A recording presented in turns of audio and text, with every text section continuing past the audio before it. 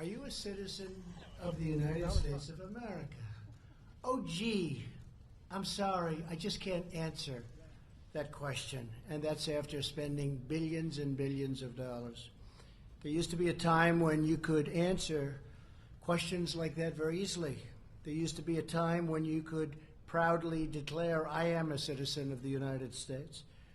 Now they're trying to erase the very existence of a very important word and a very important thing, citizenship. They're even coming after the Pledge of Allegiance in Minnesota. I'm proud to be a citizen. You're proud to be a citizen. The only people who are not proud to be citizens are the ones who are fighting us all the way about the word citizen. Today I'm here to say we are not backing down on our effort to determine the citizenship status of the United States population.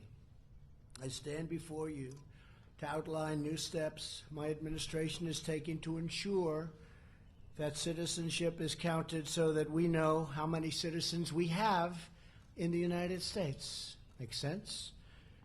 We will defend the right of the American people to know the full facts about the population, size of citizens and non-citizens in America.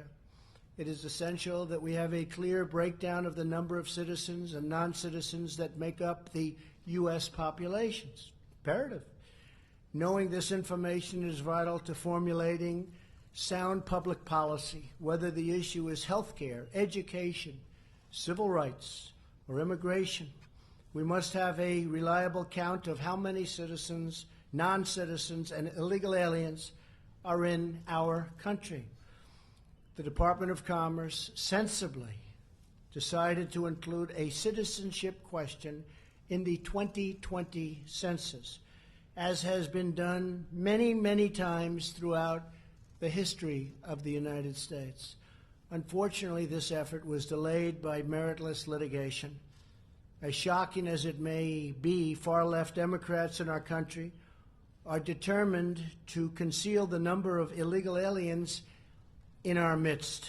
They probably know the number is far greater, much higher than anyone would have ever believed before. Maybe that's why they fight so hard. This is part of a broader left-wing effort to erode the rights of the American citizen and is very unfair to our country. The Supreme Court ultimately affirmed our right to ask the citizenship question, and very strongly it was affirmed. But the Supreme Court also ruled that we must provide further explanation that would have produced even more litigation and considerable time delays. The case is already in 3 federal district courts that have been, to be totally honest, extremely unfriendly to us. These delays would have prevented us from completing the census on time. It's deeply regrettable, but it will not stop us from collecting the needed information, and I think even in greater detail and more accurately. Therefore, we are pursuing a new option to ensure a complete and timely count of the non-citizen population. Today, I will be issuing an executive order to put this very plan into effect immediately. I am hereby ordering every department and agency in the federal government to provide the Department of Commerce with all requested records regarding the number of citizens and non-citizens in our country. They must furnish all legally accessible records in their possession immediately.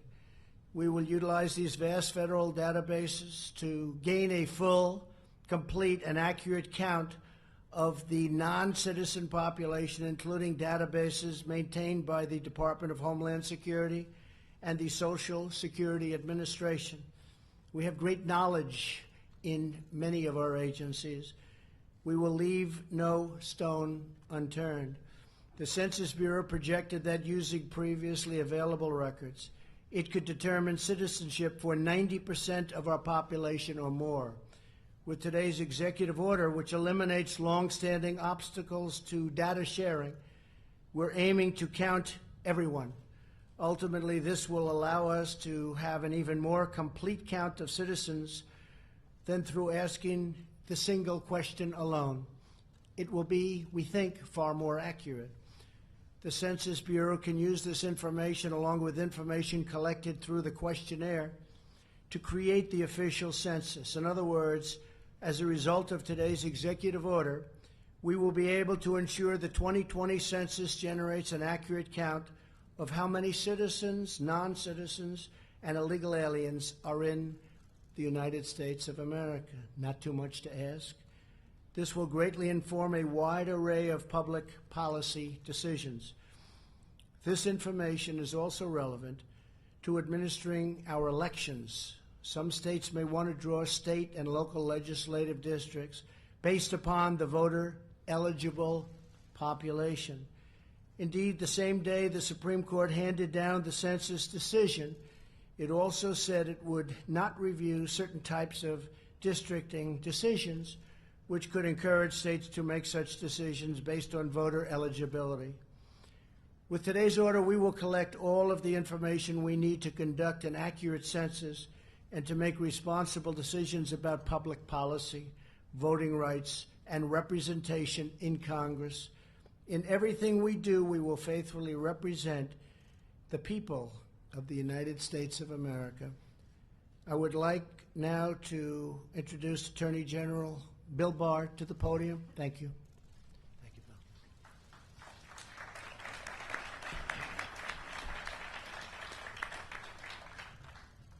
Good evening. Thank you, Mr. President, and congratulations on today's executive order, which will ensure that we finally have an accurate understanding of how many citizens and non-citizens live in our country.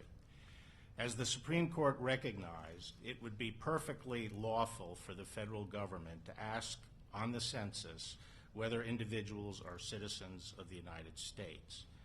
And it's entirely reasonable to want to know how many citizens and non-citizens there are in the United States. In fact, the federal government has routinely asked questions relating to citizenship ever since the 1820s.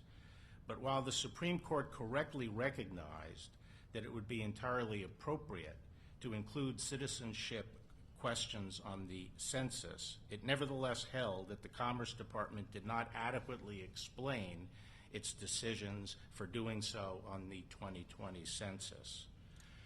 Because, as the Supreme Court recognized, the defect in the Commerce Department's decision was curable with a better record, the President asked me to work with Secretary Ross to determine whether there remained a viable path for including a citizenship question on the census. I did so. In my view, the government has ample justification to inquire about citizenship status on the census and could plainly provide rationales for doing so that would satisfy the Supreme Court. And therefore, there is no question that a new decision to add the question would ultimately survive legal review. The problem is that any new decision would be subject to immediate challenge as a new claim in the 3 ongoing district court cases. In addition, there are injunctions currently in place that forbid adding the question. There is simply no way to litigate these issues and obtain relief from the current injunctions in time to implement any new decision without jeopardizing our ability to carry out the census, which we're not going to do. We're not going to jeopardize our ability to carry out the census. So as a practical matter, the Supreme Court's decision closed all paths to adding the question to the 2020 census. Put simply, the impediment was a logistical impediment, not a legal one. We simply cannot complete the litigation in time to carry out the census. One other point on this. Some in the media have been suggesting in the hysterical mode of the day that the administration has been planning to add the citizenship question to the census by executive fiat without regard to contrary court orders or what the Supreme Court might say. This has been based on rank speculation and nothing more. As should be obvious, this has never been under consideration. We have always accepted that any new decision to add a citizenship question to the census would be subject to judicial review. Turning to today, I applaud the President for recognizing in his executive order that including a question on the census is not the only way to obtain this vital information. The course the President has chosen today will bring unprecedented resources to bear on determining how many citizens and non-citizens are in our country, and will yield the best data the government has had on citizenship in many decades. That information will be used for countless purposes, as the President explained in his remarks today. For example, there is a current dispute over whether illegal aliens can be included for apportionment purposes. Depending on the resolution of that dispute, this data may be relevant to those considerations. We will be studying this issue. Congratulations again, Mr. President, on taking this effective action. Thank you very much, everybody. Thank you, Bill. Thank you very much. Mr. President, are you disappointed you're backing down, sir? Mr. President,